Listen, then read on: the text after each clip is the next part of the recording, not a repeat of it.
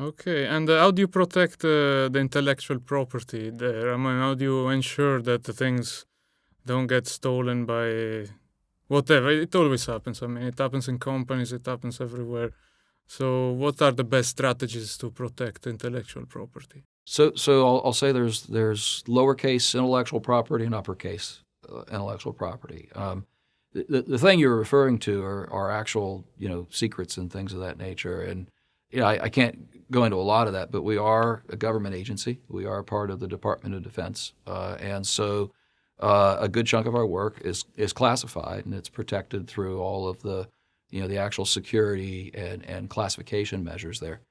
On the capital uppercase intellectual property, what's interesting about the way DARPA functions, we sort of stand with a foot in both camps.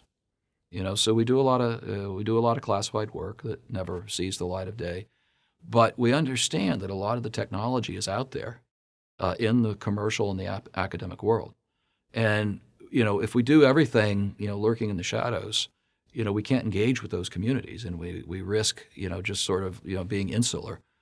So we do our best to, while still protecting all the rules and constraints of security, to try to engage with those communities. The fact that I can be here talking to your podcast is an example of how we try to be transparent and open.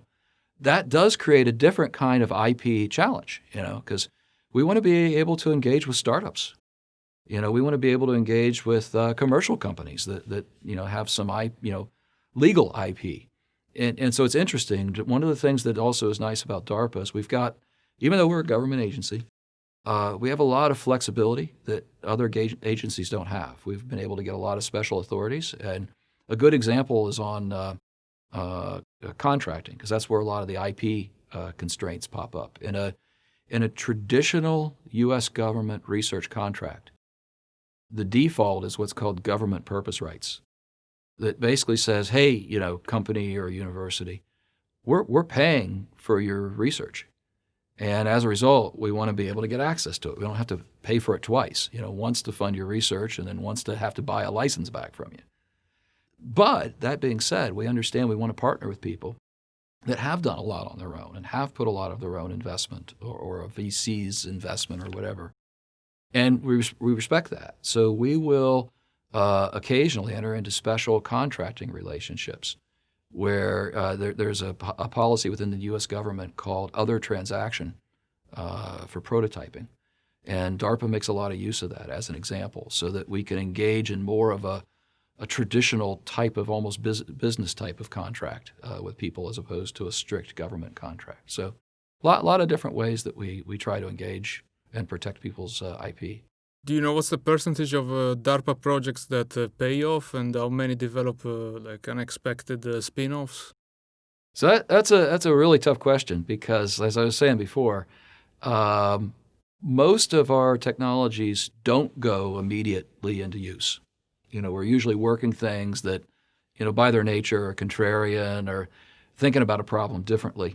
So I don't know the exact numbers. I would say the percentage that go directly into, say a big military production program or something like that, are actually really pretty small. I don't know. I'll make up a number. Probably somewhere around 10%, maybe even less. I don't know. But that's almost by design, because if we were doing things that were so well aligned with a production program, we're probably not out there taking enough risks, and we're probably not being contrarian enough. So I would say the majority of our efforts do transition, but transition indirectly. And I would say there are three big ways they transition. Probably the majority fall into this category where someone is going to pick them up to do more research. And it could be another government lab, or it could be a company that chooses to do it on their own. Awful lot of our capability does come back and get used through these indirect paths. We were talking before about, ARPANET. ARPANET in 1968 or whatever it was certainly didn't go anywhere right away. Yeah. But 20 years later, it started being used academically. Another 10 years after that, it changed the world. So, and that gets the other thing. A lot of our technology, especially some of the more fundamental research, either goes into commercialization, where it might spin out, be matured, and then shows up in all kinds of different products that come back and benefit the government and the military, but also the rest of the world.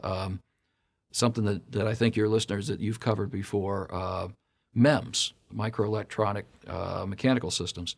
That was something that a lot of the early research was done by DARPA.